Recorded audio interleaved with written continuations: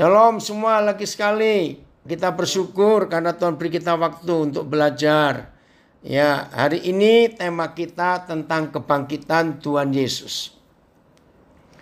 Saudara, kita sih sudah nggak ragu ya tentang kebangkitan Tuhan Yesus. Tapi terus terang ada beberapa hal yang kita belum tahu secara rinci, secara detail. Hari ini kita mau belajar itu. Ternyata kebangkitan Tuhan Yesus ya dari Den Haag hadir. Oke.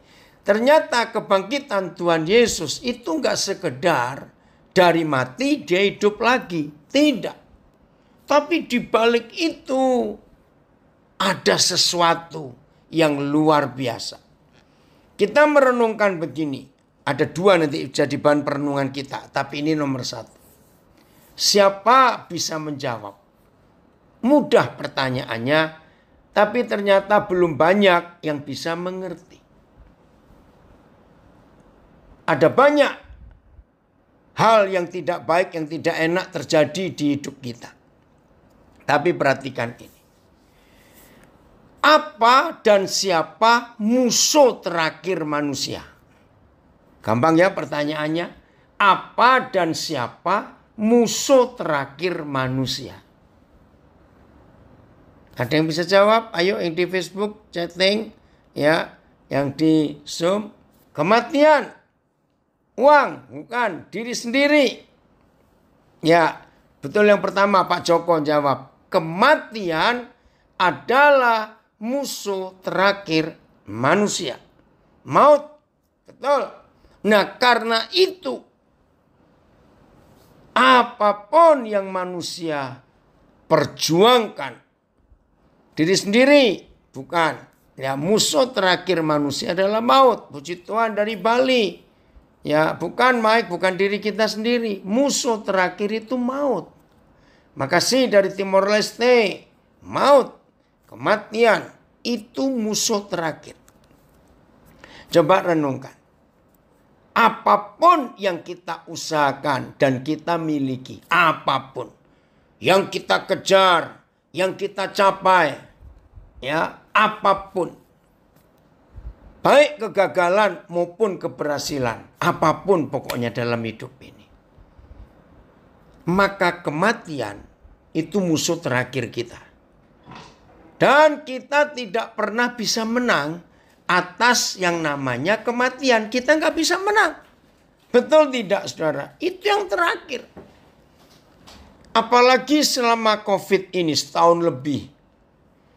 Saya percaya cukup banyak di antara kita yang mendengar kesaksian-kesaksian yang mengerikan, yang menyedihkan. Maaf. Orang-orang kaya. Ya, orang-orang kaya. Waduh. Ketika ada salah seorang anggota keluarganya dinyatakan positif COVID-19. Wajar mereka itu berkata begini, dokter, tolong usahakan obat yang terbaik. Mahal sekalipun kami siap untuk membelinya. Wajar. Saudara, tapi sampai hari ini COVID ini nggak pernah ditemukan obatnya, nggak ada. Bahkan tadi sore saja salah seorang anak saya baru dengar berita, varian kedua yang keluar dari Inggris, Afrika berapa waktu yang lalu. Sekarang muncul varian baru yang katanya begini, katanya begitu. Nah, terus saya tadi ngomong dengan anak saya. Nah, ini sekarang vaksinnya bagaimana ini? Kan vaksin itu dibuat untuk varian yang pertama. Nah, sekarang ini bagaimana ini? Saudara, maka itu harapan kita hanya kepada Tuhan Yesus Kristus. Nggak bisa kita mau berharap kepada siapa. Dokter akan berkata kepada keluarga kaya ini, masalahnya belum ada obatnya. Jadi mau pakai uang berapa, mau obat apa saja nggak bisa, belum tahu. Lalu yang kedua, kasusnya lain, tapi masih pasien COVID. Ketika ventilator nggak bisa menolong lagi, dokter tolong carikan ventilator alat yang terbagus. Terserah mau impor dari negara mana saja. Kami bisa bayar. Kami bisa bawa itu ke Indonesia. Saudara, orang-orang kaya berusaha untuk memperpanjang umur ini. Tapi yang namanya kematian nggak pernah kompromi dengan siapapun juga. Perhatikan kalimat saya ini. Yang namanya kematian gak pernah kompromi dengan siapapun juga. Saya beri kesaksian. Tadi siang, ini pertama kali selama COVID ini, saya memimpin ibadah pemakaman orang yang kena COVID tadi siang. Sudah tua di umur 86. Mama dari beberapa teman baik saya, anak-anak mereka. Saya kuatkan mereka, saya hibur mereka. Bahwa suatu hari ini, suatu hari nanti semua kita akan sampai kepada titik ini.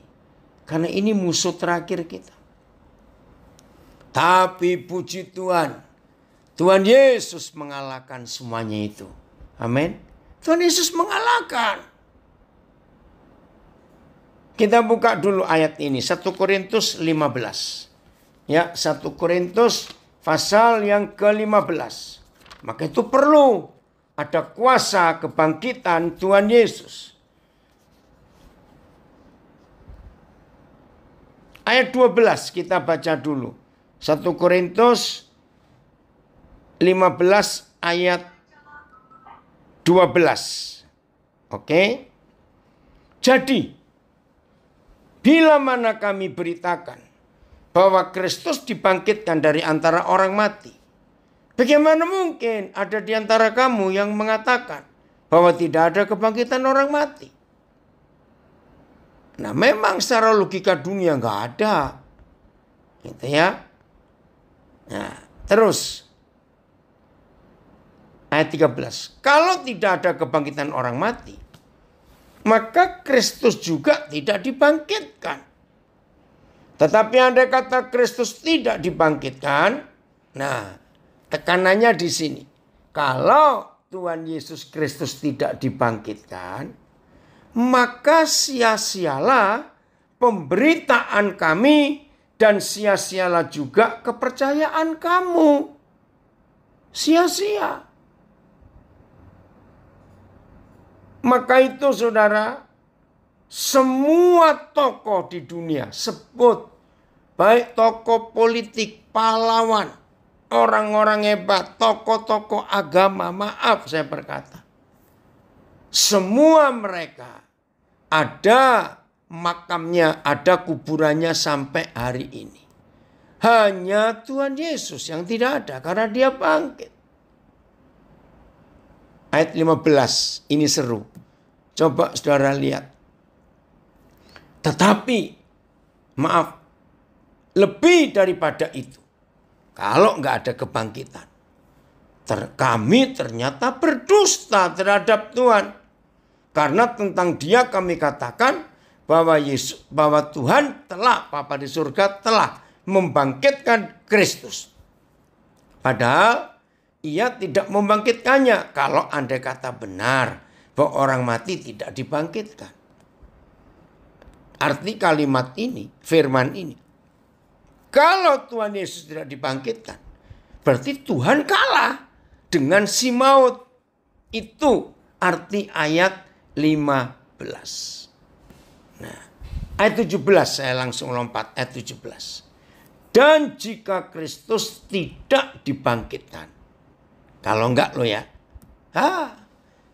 maka kekristenan gak ada artinya di dunia ini. Dan jika Kristus tidak dibangkitkan, maka sia-sialah kepercayaan kamu. Dan kamu masih hidup dalam dosamu. Demikianlah binasa juga orang-orang yang mati dalam Kristus. Kalau Tuhan Yesus gak dibangkitkan. Tapi puji Tuhan, dia bangkit. Nah, jadi kita nggak perlu takut untuk menghadapi kematian itu. Sudah ditaklukkan oleh Tuhan Yesus. Ayat 19. Jikalau kita hanya dalam hidup ini saja menaruh pengharapan pada Kristus. Coba pelan-pelan ya mengerti ayat ini. Kalau saudara dan saya hanya pada masa hidup ini saja kita berharap kepada Tuhan Yesus, maka kita adalah orang-orang yang paling malang, yang paling celaka dari segala manusia. Loh, kenapa? Ya berarti stop sampai di sini saja. Tidak.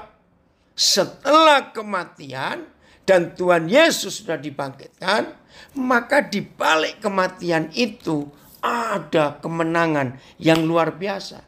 Jadi saudara dan saya punya pengharapan bukan saja selama kita masih hidup, tetapi setelah kematian pun ada pengharapan di dalam Tuhan Yesus. Jadi nggak putus. Coba ayat 19 bukakan berapa terjemahan. Saudara, ini kunci penting ayat 19 ini. AYT.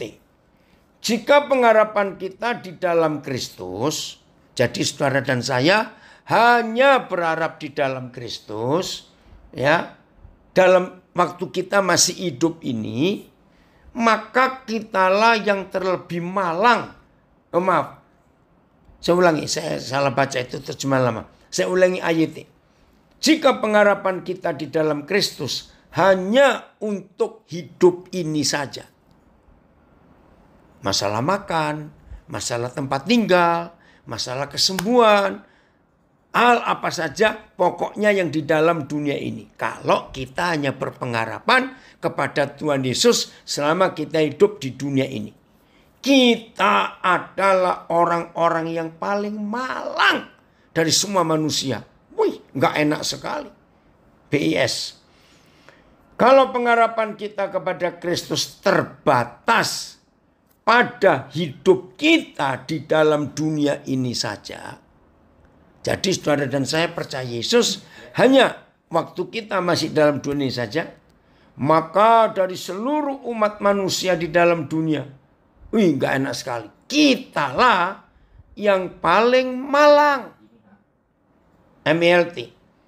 Jika kita berpengharapan kepada Kristus hanya di dalam kehidupan ini saja, maka kita adalah orang yang paling menyedihkan dari semua orang. Jadi tidak bisa hanya berharap selama kita masih hidup. Karena setelah kematian pun saudara dan saya masih punya kesempatan untuk hidup. Kiranya saudara mengerti ya kebenaran ini. Wih, ini hebat sekali.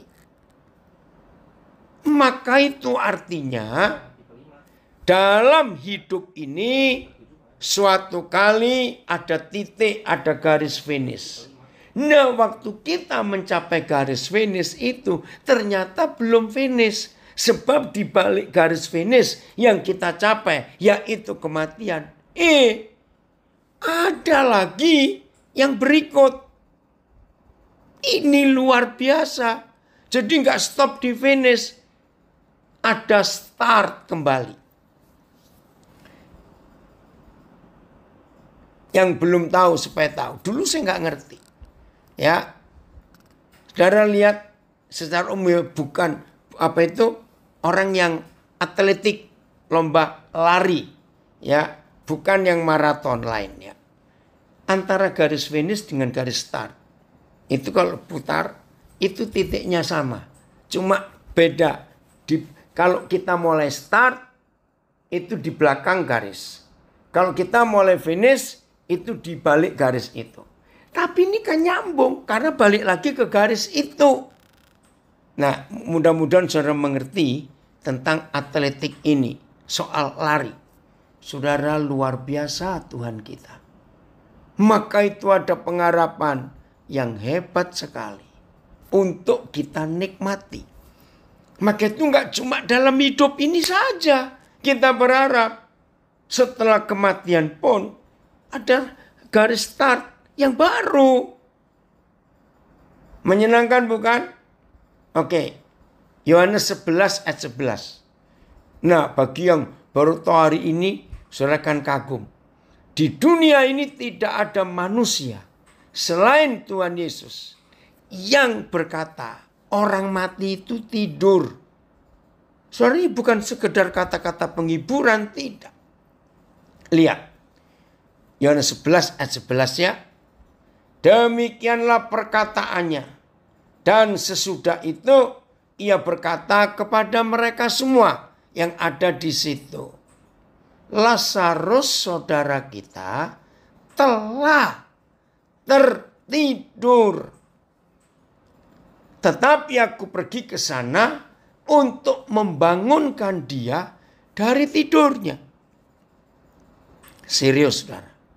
Tidak ada seorang pun manusia di dunia selain Tuhan Yesus yang berkata orang mati di dalam dia itu tertidur. Wih, ini luar biasa. Ayat sesudah Yesus berkata demikian, dia berkata kepada mereka, teman kita Lazarus sudah tidur. Hebat sekali. Tetapi aku akan pergi untuk membangunkan dia. TL, terjemahan lama, sahabat kita Lazarus telah tertidur. Tetapi aku pergi akan membangunkan dia. Ya, sahabat kita Lazarus sudah tidur. Lazarus sahabat kita telah tertidur. Sahabat kita Lazarus sudah tertidur.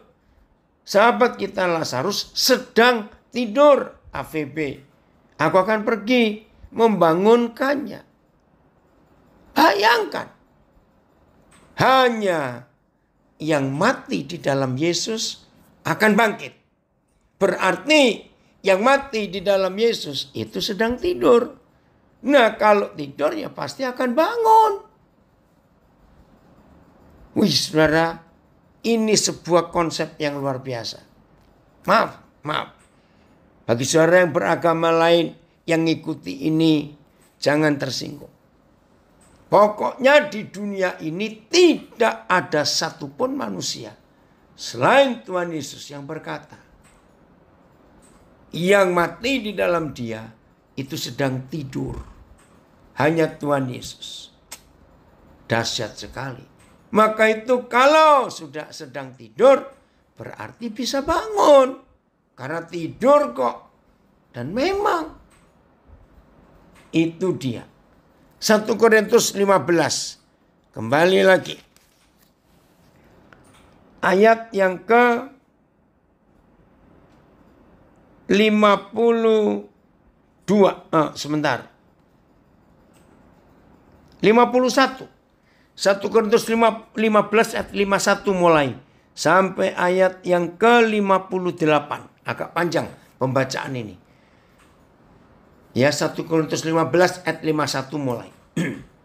Sesungguhnya aku menyatakan suatu rahasia kepadamu. Saudara, jujur ya. Yang namanya manusia itu pasti paling suka kalau diajak ngomong orang terus ada kata ini. Ini rahasia lu, rahasia. Ini antara kita saja. Pokoknya kalau mendengar, aku mau beritahukan, ada satu rahasia kepadamu. Saya percaya tidak ada seorang pun yang kalau diajak bicara seseorang dan berkata ini rahasia, dan orang itu nggak antusias, nggak mungkin. Karena setiap kali saudara dan saya diajak bicara seseorang dan berkata ini rahasia, rahasia. Saudara, ketika kita sedang ngantuk berat, betul-betul ngantuk berat. Mata mungkin sudah begini, tinggal 5 watt istilahnya. Tapi ketika yang ngajak ngomong, aku mau ngomong rahasia. Percaya kita langsung melek, oh ya, rahasia apa itu? Pasti. Kalau ada orang diajak ngomong, ini rahasia, tapi tetap tidur. Maaf, Itu orang dableknya minta ampun, maaf. Sesungguhnya aku menyatakan kepadamu suatu rahasia. Kita tidak akan mati semuanya. Tetapi kita semuanya akan diubah dalam sekejap. Pada waktu bunyi nafiri yang terakhir. Sebab nafiri atau trompet akan berbunyi. Dan orang-orang mati akan dibangkitkan. Nah, kalau sudah baca Yohanes 11 ayat 11, maka kalimatnya harus diganti begini. Dan orang-orang yang telah sedang tidur akan dibangunkan dalam keadaan yang tidak dapat mati lagi. Dan kita semua akan diubah, ditransformasi. Wah, terima kasih. Ini kan pengharapan. Maka itu nggak boleh cuma dalam hidup ini saja. Kita menaruh harap kepada Tuhan Yesus. Tapi setelah kematian pun tetap ada harapan. Ini harapannya. Yang telah sedang tidur di dalam Yesus akan dibangunkan dalam sekejap. Dan kita diubah. Ayat 53. Karena yang dapat binasa harus mengenakan yang tidak dapat binasa. Di dalam kita ada kehidupan Tuhan yang gak bisa binasa. Tapi yang tidak binasa itu dikurung, dibungkus di dalam tubuh yang bisa binasa. Oke? Saya ulangi lagi ayat 53. Karena yang dapat mati ini harus mengenakan yang tidak dapat mati, yaitu manusia roh kita. Dan yang dapat mati ini harus mengenakan yang tidak dapat binasa, nggak dapat rusak. Ayat 54. Dan sesudah yang dapat binasa ini, yang bisa mati ini, yang bisa rusak ini, mengenakan, dibungkus oleh yang tidak dapat binasa, dan yang dapat mati ini mengenakan yang tidak dapat mati. Ini loh, saudara, harusnya kita berteriak. Maka akan genaplah firman Yahweh yang tertulis, maut telah ditelan dalam kemenangan. Harusnya kita amin, bersorak-sorai luar biasa. Kematian telah ditelan dalam kemenangan. Maka semua kita bisa berkata seperti ayat 55. Hai maut, di manakah kemenanganmu? Hai maut, di manakah sengatmu? Nah, kita buka ayat 55 dengan berapa terjemahan. Ini seru sekali. Nanti kesimpulannya saudara, merayakan dan mengalami kuasa kebangkitan Tuhan Yesus, maka cuma satu yang harus muncul di hati kita. Tidak takut mati. Tolong catat dulu. Karena nanti ujungnya kita akan sampai kepada sikap hidup yang tidak takut mati. Ayat, hai kematian, di manakah kemenanganmu? Hai maut, di manakah sengatmu? Sama, terjemahan lama. Hai maut, di manakah kemenanganmu? Hai maut, di manakah sengatmu? Oh. Hai maut, BS, di manakah kemenanganmu? Hai maut, di manakah bisamu? Racunnya itu ya. Hai maut, di manakah sengatmu? Hai alam maut, di manakah kemenanganmu? Semuanya sama. Nah, merayakan kebangkitan Tuhan Yesus harus kita bisa berteriak kepada kematian. Mana kuasamu? Mana kekuatanmu? Bahasa Inggrisnya, bahasa Jawanya. Hei pati, oneng endi keunggulanmu? Hei pati, oneng endi entupmu? Bahasa Jawa. Ya, tadi coba bahasa Inggrisnya, sebelum yang keluar bahasa Jawa ini. Where, O death, is your victory? Where, oh death, is your sting? Ya, semuanya sama. Ya, terima kasih Tuhan untuk janji ini. Oke ya, simpan dulu. Jadi kita belajar tentang kuasa kebangkitan Tuhan Yesus, itu tujuannya cuma satu. Kematian sudah dikalahkan.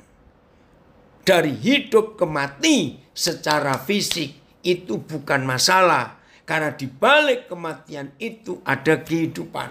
Jadi kesimpulannya, saudara dan saya yang sudah mengalami kuasa kebangkitan, itu pasti orang yang tidak bisa takut mati.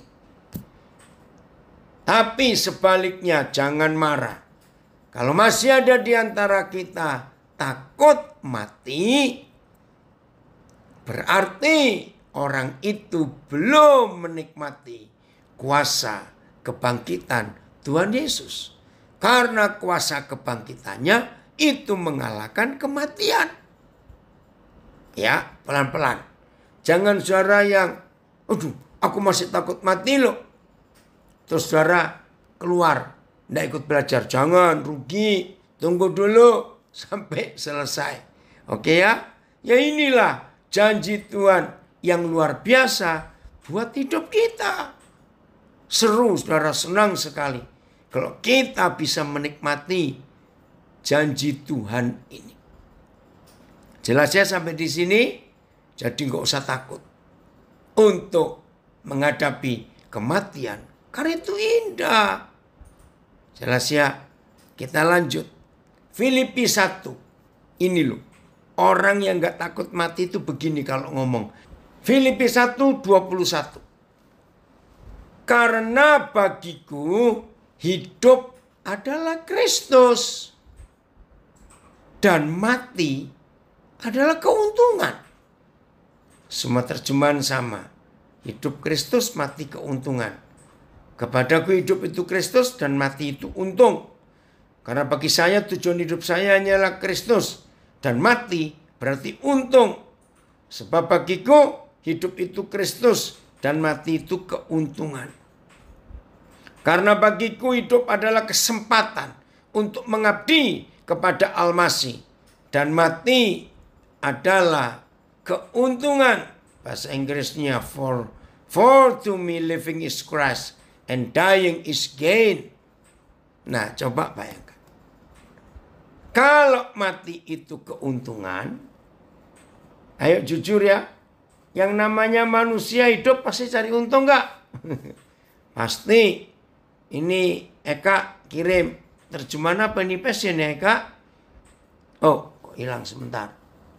Ya, my true life is the anointed one, Kristus. And dying dan kematian means gaining more of him. Loh, jadi kalau mati itu mencapai kemenangan yang lebih lagi untuk dia. Ya. Ada yang komen. Jadi kalau engkong saya tanya, nanti kalau engkong mati bisa ketemu mak enggak ya? Jawabnya gimana? Ya bisa. Kalau semuanya sama-sama percaya kepada Tuhan Yesus. Terjemahan yang lain. Pak Marques kirim. Bagiku hidup itu mengabdi kepada Kristus. Dan kematian lebih berfaedah. Puji Tuhan. Ayo jujur. Semua kita kan pengen untung bukan? Nah inilah satu-satunya ayat yang memberitahu kita. Kapan kita dapat untung? Kalau kita mati. Nah masa masih takut kalau tahu bahwa mati itu untung? Ngerti gak maksud ini saudara? Gak usah takut. Mendapat keuntungan kok. Ini loh yang kita harus perhatikan baik-baik dalam hidup ini. Jadi iman kita harus kepada tujuan ini. Bahasa sederhana, seluruh hidup saya saya tujukan hanya untuk Kristus. Ini terjemahan bahasa sederhana. Dan kalau saya mati, itu berarti saya beruntung. Oh, puji Tuhan. Karena itu keuntungan buat kita. Jadi nggak usah takut. Oke, Ibrani 11. Ya. Kita sekarang lihat orang-orang yang imannya luar biasa.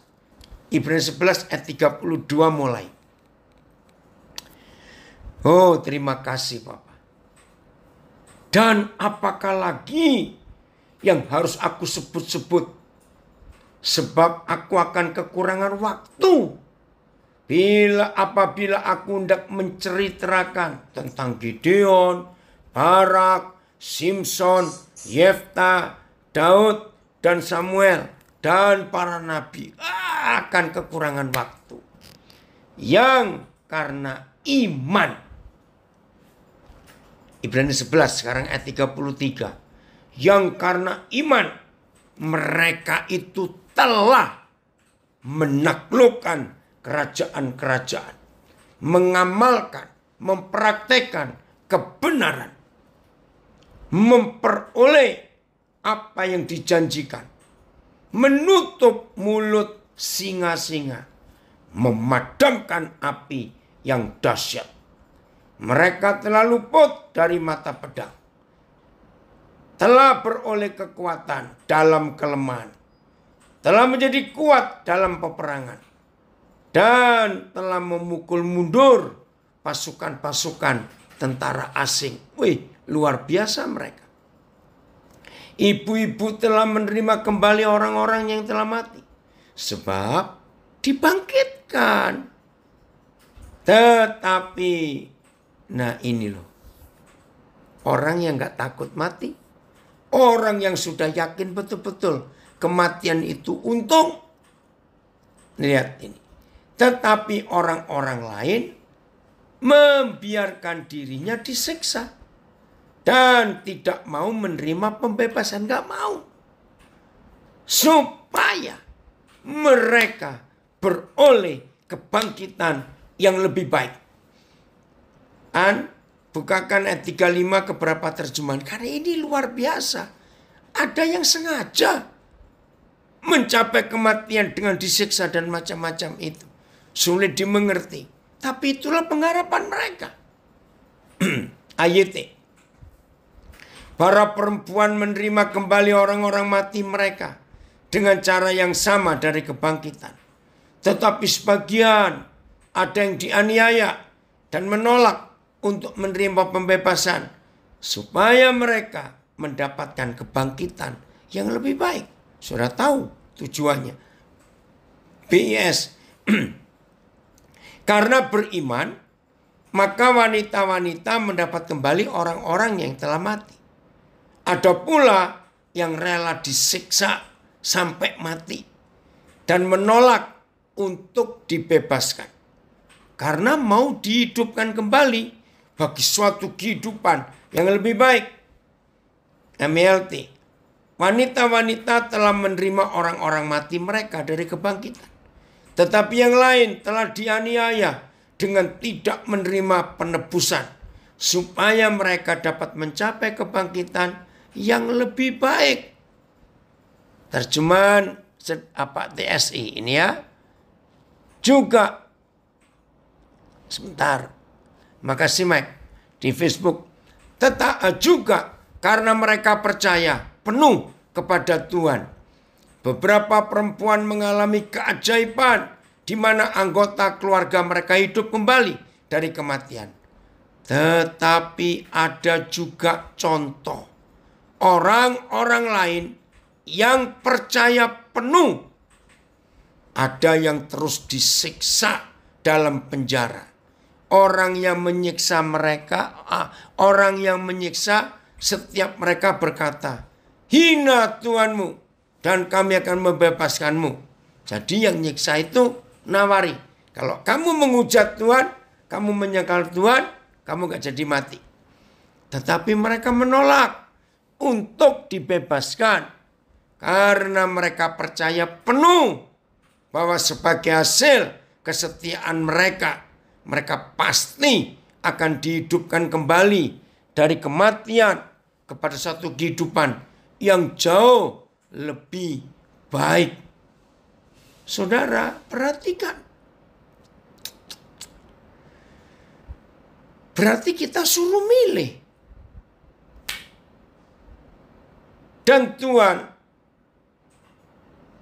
tidak pernah memaksa kita. Tapi ini iman mereka. Kembali ke pasal 11 dalam Terjemahan Baruan. Ayat yang berikut 36 ya sekarang. Oke. Ada pula yang diejek dan didera. Bahkan yang dibelenggu dan dipenjarakan. Ini ayat berikut ini ngeri.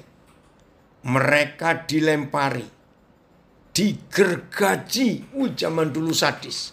Hidup-hidup dipotong dengan gergaji. Dibelah, ngeri.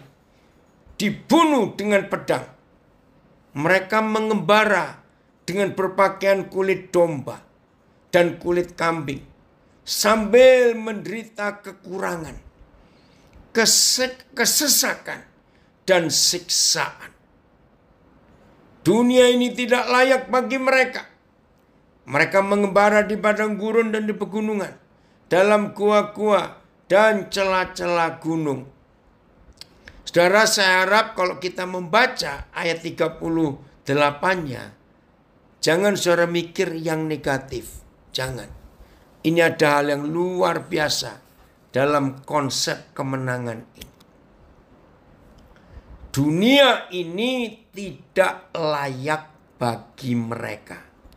Mereka itu tadi yang rela disiksa, nggak mau dibebaskan. Ada komen di Facebook, Bernika, saya nggak tahu. Ikut Yesus sungguh luar biasa. Yang berkata, mantap. Betul. Pelan-pelan ya. Dunia ini tidak layak bagi mereka. Saya ingin uraikan dikit. Orang yang tidak takut mati, pasti orang itu berkata, dunia ini gak layak. Bagi kami gak layak. Itu orang yang gak takut mati. Orang yang takut mati karena merasa dunia ini layak untuk kami tinggali. Saya punya pengalaman yang lucu. Akhir tahun 70-an, awal 80-an. Saya ada di pedalaman Kalimantan. Ya, bertemu waktu ada acara khusus untuk anak-anak muda. Nah, sampai kepada pertanyaan ini. Apa kerinduan kalian yang paling hebat sebelum kalian mati nanti? Oh, macam-macam jawabannya. Ada satu yang buat saya kaget. Dia angkat tangan. Apa kerinduanmu? Saya ingin lihat New York. Nah, itu saya kaget. Di desa itu belum ada listrik, berarti nggak ada TV, nggak ada radio, nggak ada koran, nggak ada. Terus saya itu tanya, kamu tahu nggak New York itu di mana? Dia bisa jawab di Amerika. Oh ya? Terus kenapa? Kerinduanmu sebelum kamu mati nanti, kamu ingin lihat New York. Saudara, saya terharu. Ternyata misionaris pertama yang datang ke kampung mereka memberitakan Injil, itu utusan Injil dari satu lembaga misi di New York. Saya lupa apa namanya.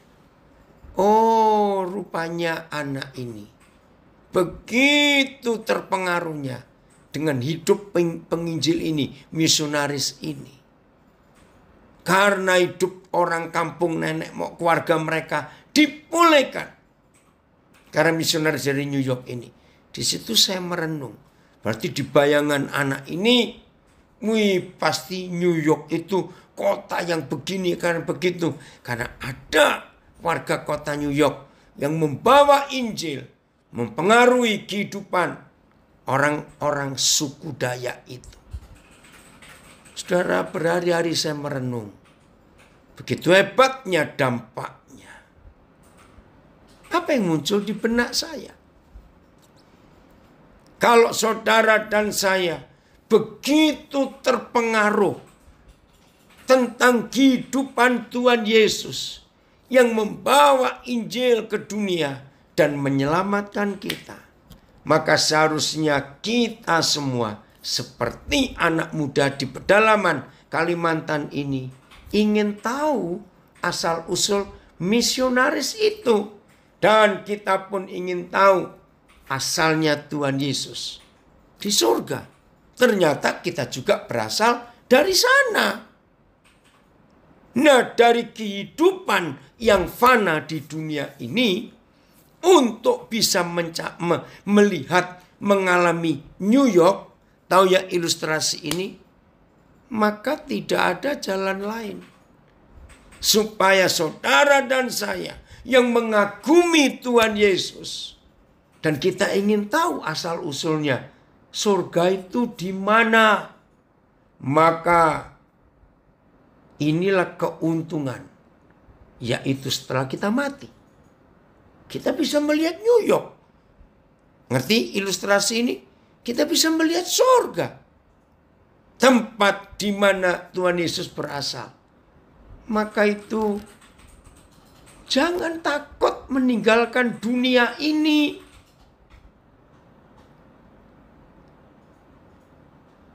Coba masing-masing kita jujur. Ya, jujur. Semua loh, semua.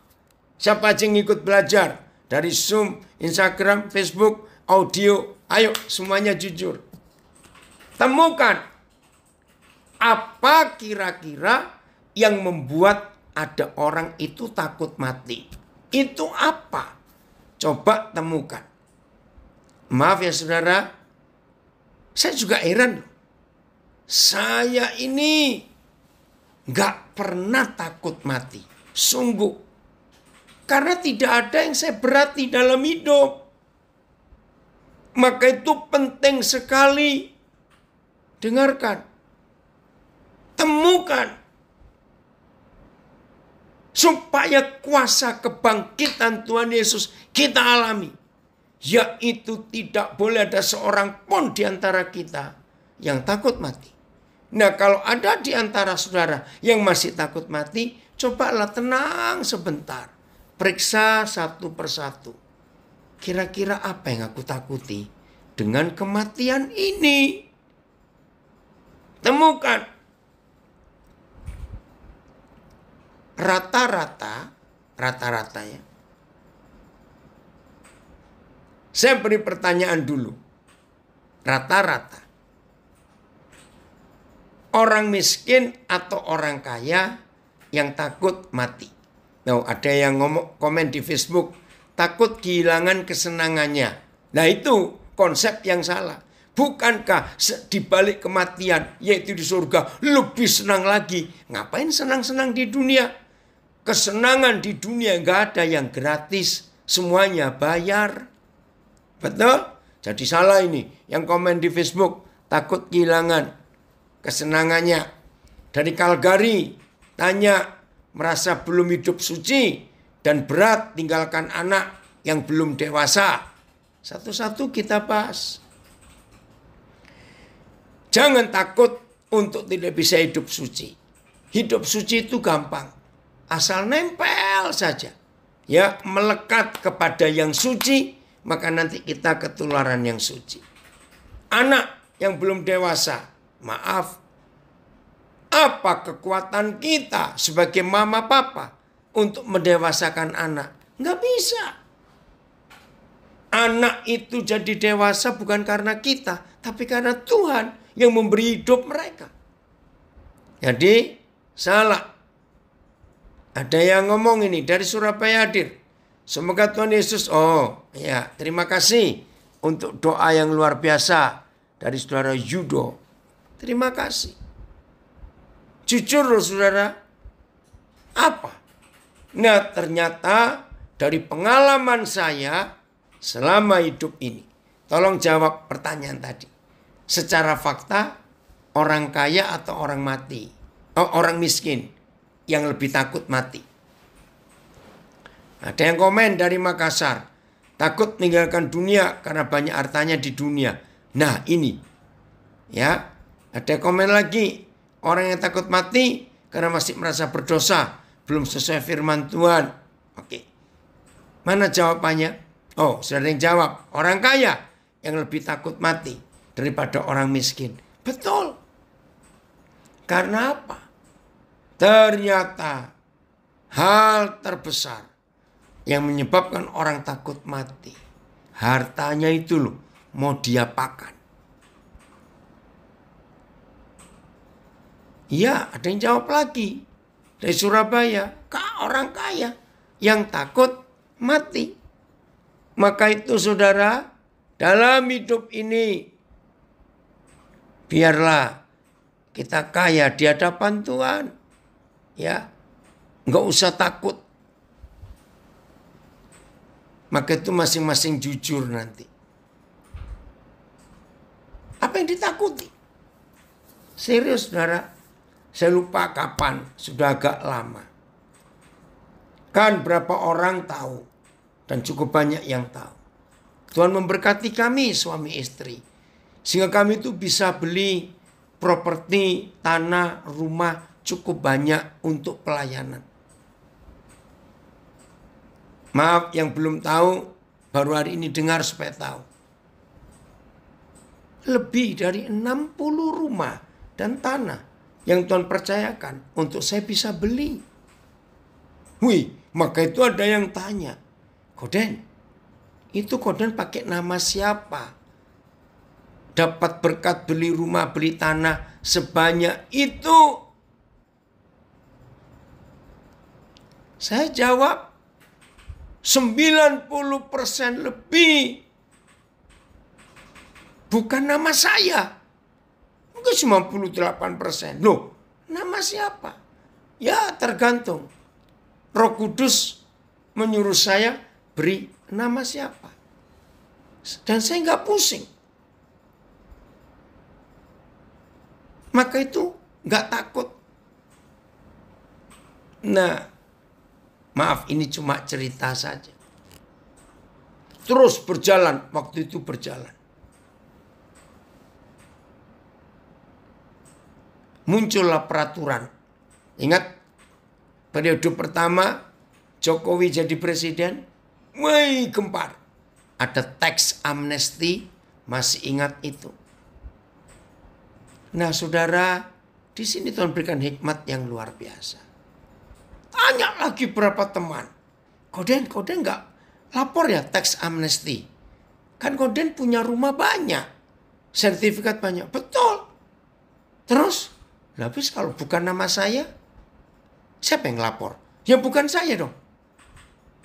Ngerti nggak? Wih, Tuhan tuh memang luar biasa. Jadi saya nggak perlu takut. Nah terus bagaimana? Misalnya nanti kalau Koden meninggal, terus itu bagaimana? Ada yang tanya begitu.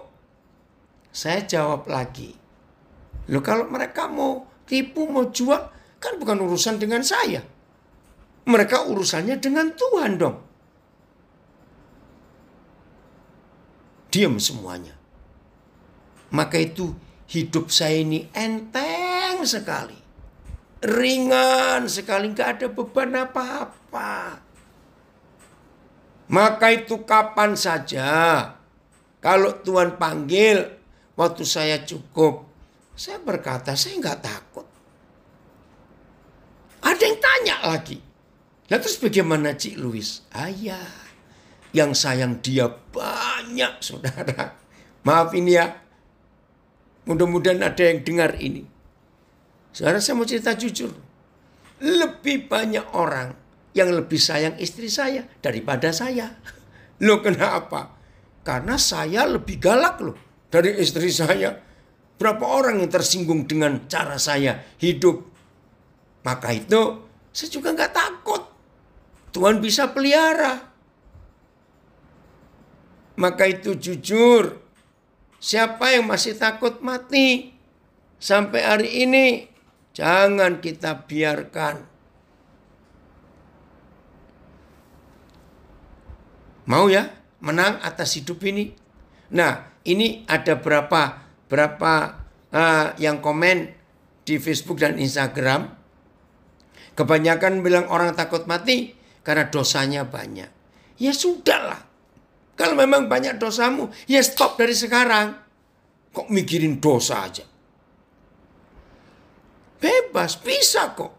Kita berhenti berbuat dosa. Ada janjinya. 1 Petrus 4 ayat 1. Itu untuk kita stop berbuat dosa. Menderita secara fisik. 1 Petrus 4 ayat 1. Menderita secara fisik. Secara daging. Maka kita tidak akan berbuat dosa lagi. Nggak akan. Lakukan itu. Ingat tadi kesaksian sebelum kita mulai Zoom. Hendra yang luar biasa. Berhenti rokok. Ya tadi waktu Hendra sharing. Ibu Agatha belum masuk itu. Jadi Agatha tadi Hendra cerita. Salah satu buat dia nggak mau ngerokok lagi. Karena Agatha bilang, awas kamu Hendra. Kalau kamu ngerokok, aku blok nomormu. Wih, dia takut. Puji Tuhan untuk itu. Tuhan Yesus kodenya ngomong, bukan melalui mulutku. Haleluya. Luar biasa. Coba ya jujur loh saudara. Apa sih yang buat saudara takut mati itu apa? Jadi belajar merenungkan tentang kuasa kebangkitan Tuhan Yesus. Maka ujungnya kita harus tidak takut mati. Ada komen ini saya baca di Facebook. Musuh terakhir manusia adalah kematian maut. Tetapi kuasa kebangkitan Yesus mengalahkan kematian. Di balik kematian ada kemenangan, ada pengharapan. Sebab kematian orang-orang percaya itu tertidur. Tuhan Yesus akan bangunkan kita dalam sekejap diubahkan. Hai maut, di manakah sengatmu? Harapan kita hanya kepada Tuhan Yesus yang sudah mengalahkan kematian. Mati adalah keuntungan. Kesaksian Pak Pendeta yang hidup tidak perlu takut. Bisa kita melakukan semua itu. Ada lagi terjemahan sederhana ini. Kita perlu ingat. Jadi kita perlu ingat bahwa Kristus menderita untuk kita. Ini 1 Petrus 4 ayat 1 ya.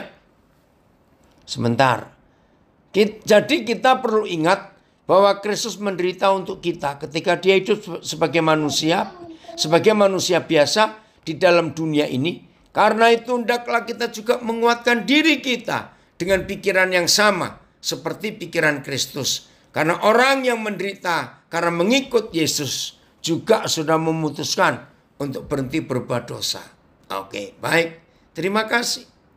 Ya, saya dengar. Tanah, ada dari Surabaya, dari mana? Tanah Pesat diserobot pemerintah setempat. Koden dengan tanpa beban bilang, biarin aja itu tanah milik Tuhan, biar urusan yang serobot dengan Tuhan. Betul. Ada tanah kami yang diambil. Saya nggak sebut di kabupaten mana. Bupatinya saudara. Langsung diam-diam bangun bangunan di tanah itu. Saudara, nggak ada seorang pun di antara kita yang bisa buat tanah. Dengarkan ya. Sekalipun sertifikat itu atas nama kita.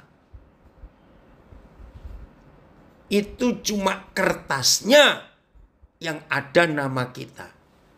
Tapi tanahnya tetap milik Tuhan, tahu? Lo betul tidak? Tetap milik Tuhan. Mau berapa luas pun tanah yang kita miliki. Kalau sudah mati, hanya perlu 1 kali 2 meter saja. Kadang-kadang nggak sampai. Betul?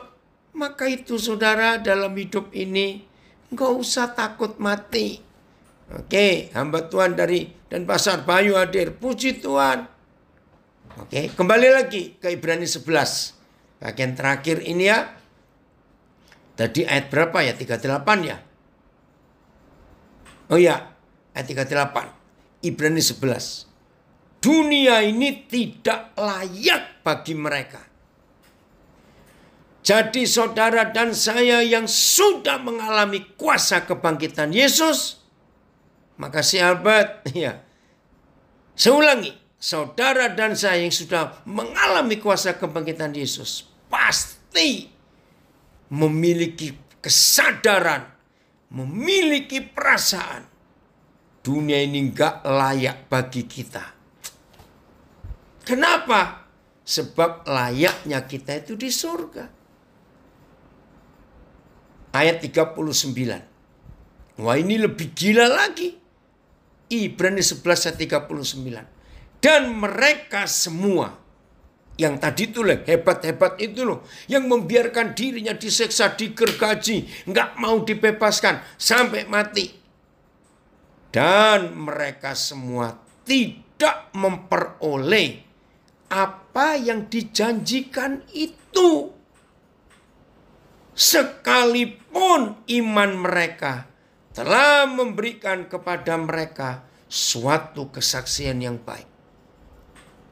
Bayangkan saudara, kurang apa iman mereka? Hebat sekali.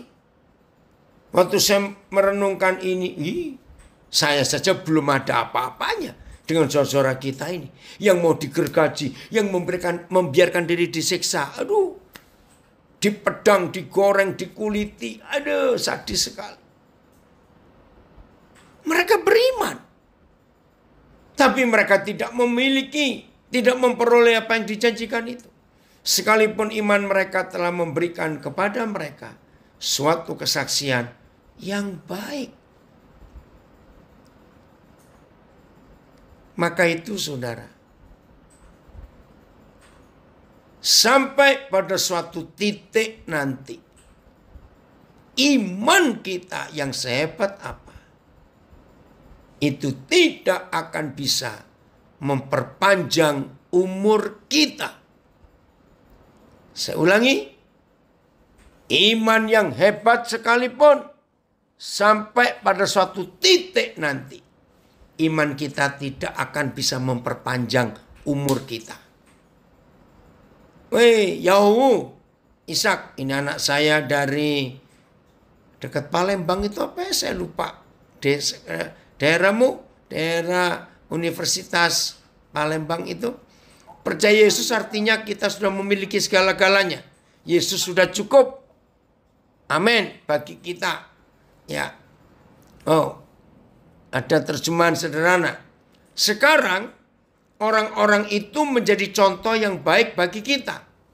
Karena sudah terbukti bahwa mereka percaya penuh kepada Tuhan. Biarpun mereka mati sebelum menerima apa yang sudah Tuhan janjikan, Tuhan tetap senang kepada mereka karena kepercayaan mereka. Wih, ini terjemahan luar biasa. Saudara, maka itu mulai hari ini kita tidak perlu takut. Loh, Ishak, kamu sudah pulang ke Nias? Bukan masih di Palembang? Oke. Jadi saudara, jujur ya, apa yang buat kita masih takut mati? Enggak usah. Saya ingin baca lagi terjemahan sederhana ini. Tetapi sekarang, Ibrani 11 tadi ayat 39. Tetapi sekarang, orang-orang itu menjadi contoh yang baik bagi kita. Karena sudah terbukti bahwa mereka percaya penuh kepada Tuhan. Biarpun mereka mati sebelum menerima apa yang sudah Tuhan janjikan, Tuhan tetap senang kepada mereka karena kepercayaan mereka. Puji Tuhan untuk iman yang luar biasa itu.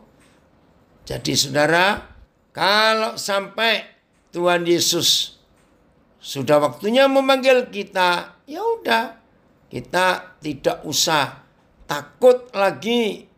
Ya. supaya kematian itu kita kalahkan. Amin. Itulah dampak dari kuasa kebangkitan Tuhan Yesus. Hai Gorga, Papa senang kamu ikut ya belajar hari ini. Dahsyat Tuhan kita, saudara. Ini tadi jawab, saya lebih takut gak bisa lagi makan sushi. Awas kamu. Ya. Saudara, siap ya untuk itu, supaya kita tidak bisa dikalahkan lagi oleh apapun juga dalam hidup ini. Karena janji Tuhan luar biasa. Ayat yang terakhir. Oh, ada kemuliaan yang hebat yang Tuhan sediakan buat kita. Maka itu kita nggak perlu takut. Ya, kematian itu indah. Sungguh kita bisa menikmati apa saja. Kolose pasal 3. Ayat 3. Ya. Kolose 3 ayat 3. Sebab kamu telah mati dan hidupmu tersembunyi bersama dengan Kristus di dalam Tuhan. Sebab kamu sudah mati dan hidupmu tersembunyi bersama Kristus di dalam Tuhan. Karena kamu sudah mati, hidupmu ada terselindung beserta dengan Kristus di dalam Tuhan. Sebab kalian sudah mati dan hidupmu tersembunyi bersama Kristus di dalam Tuhan. Semua sama, sebab kamu sudah mati. Sebab kamu telah mati, karena kamu telah mati. Dengar ya. Berarti menurut Kolose 3 ayat 3.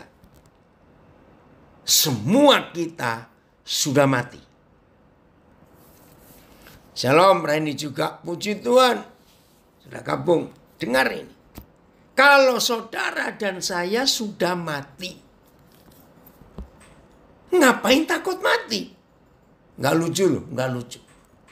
Kalau sudah mati kok masih takut mati, itu nggak lucu. Berarti kalau ada orang sudah mati, tapi takut mati, berarti orang itu pura-pura mati. Celaka sekali. Ya. Sebentar, ini ayat apa Mike? Ayat yang mana ini? Oh, karena di dunia ini Kolose 3 ya, ayat 3. Karena di dunia ini hidup kita tidak lagi seperti sebelum kita mengenal Yesus. Tetapi kita sudah mati. Mana ini? Terhadap cara hidup yang seperti itu.